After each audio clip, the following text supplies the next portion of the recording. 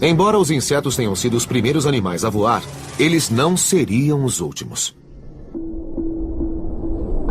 Para voar, além de ser preciso decolar, uma vez no ar, o animal tem de ser capaz de absorver grandes quantidades de energia e oxigênio para poder se deslocar pelo céu.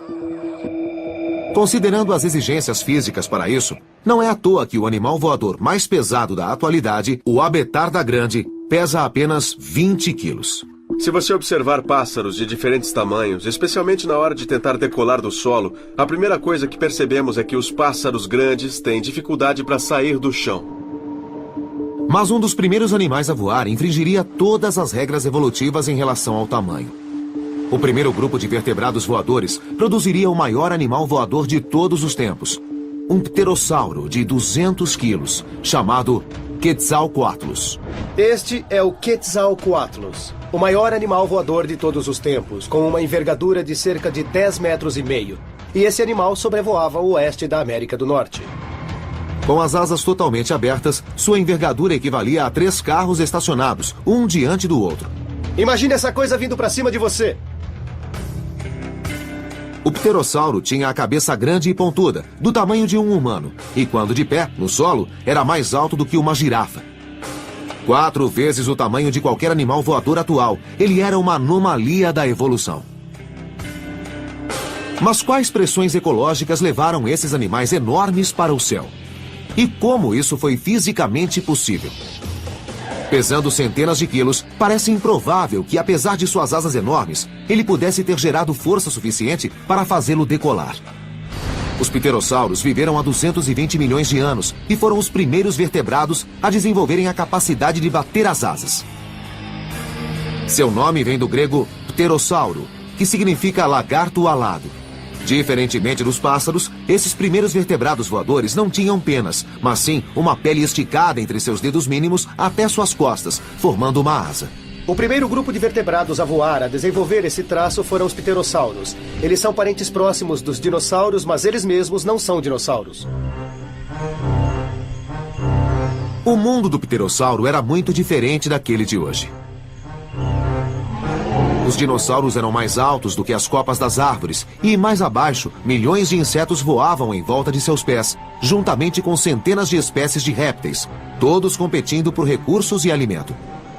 A habilidade de voar abriu numerosas possibilidades ecológicas para os pterossauros. Uma das primeiras, provavelmente, foi a habilidade de pegar insetos voadores no ar. Então, como eles podiam voar, perseguiam insetos voadores, os agarravam e comiam.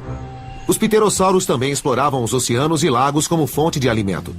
Eles voavam por sobre a água, dando rasantes para pegar peixes. E estar no ar também dava a eles a vantagem para encontrar animais mortos e comê-los. Novas fontes de alimento explicam o desejo de querer alçar voo. Mas como esses gigantes de 200 quilos chegavam lá em cima? Como um animal desse tamanho decolava e permanecia no ar tem sido um mistério desde a sua descoberta. Michael Habib trabalha como biólogo evolutivo na Universidade Johns Hopkins. Ele acredita ter solucionado o mistério sobre como esses répteis monstruosos alçaram voo. No final dos anos 20, um grupo de paleontólogos descobriu um esqueleto de pterossauro em uma escavação no Oregon. Como parte dele, havia um osso da asa, aparentemente comum. E o osso foi considerado insignificante e ficou relegado a uma gaveta no museu por mais de 80 anos. Mas Michael acredita que este simples osso da asa pode conter a resposta para o segredo dessas criaturas enormes terem alçado o voo. O osso em questão que foi encontrado é a parte mais importante da asa para se entender como o pterossauro voava. É a parte que praticamente liga a própria asa ao corpo, é onde a maioria dos músculos de voo se prende. Quando falei com os curadores do museu sobre sua coleção de pterossauros, ele foi de fato a última coisa que me mostraram como se fosse insignificante. Eles praticamente haviam esquecido que estava lá. O osso estava incrivelmente bem preservado e Michael sentiu que estava na pista de alguma coisa. Ali, diante dele, poderia estar a parte da anatomia que poderia explicar como um animal 4 vezes maior do que qualquer outra coisa voando pelo planeta poderia gerar força suficiente para decolar e permanecer no ar.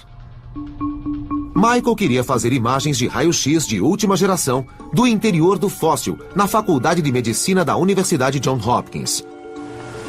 A primeira coisa que ele notou foi algo que os paleontólogos já sabem há tempos sobre os ossos de pterossauros. Eles são ocos. O fato de serem ocos permite aos ossos serem bem grandes e que seu diâmetro seja bem largo. Isso faz com que sejam muito fortes. Significa que podem aplicar muita força muscular a eles e os ossos aguentarão. Este osso, contudo, não era completamente oco.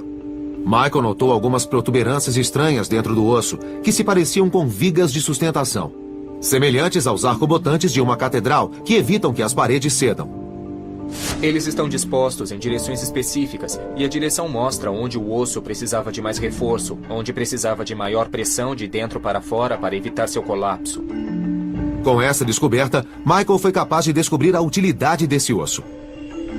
Ele era usado para ajudar a impulsionar os pterossauros, como o Quetzalcoatlus, de 200 quilos, e tirá-lo do solo, semelhante a um mergulhador usando um trampolim. Na verdade, para os animais voadores, a decolagem é muito exigente e muito difícil, pois eles tendem a acumular muita velocidade em um período de tempo muito curto.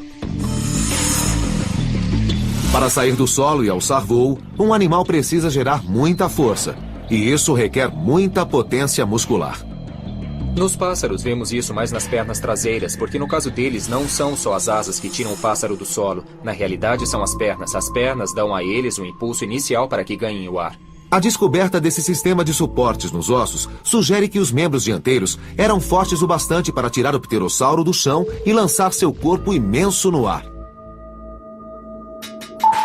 Portanto, suas asas eram mais do que apenas um meio para voar. Na verdade, eram pernas dianteiras, que usavam para andar e que os ajudavam a decolar. A descoberta de Michael pode muito bem pôr fim ao debate persistente sobre como esses primeiros vertebrados voadores alçaram voo. Mas a pergunta persiste. Por que não existe nada deste tamanho voando hoje?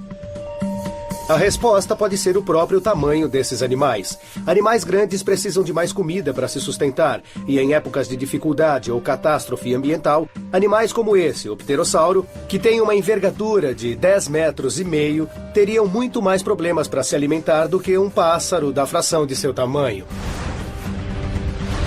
Seu tamanho pode ter causado sua extinção.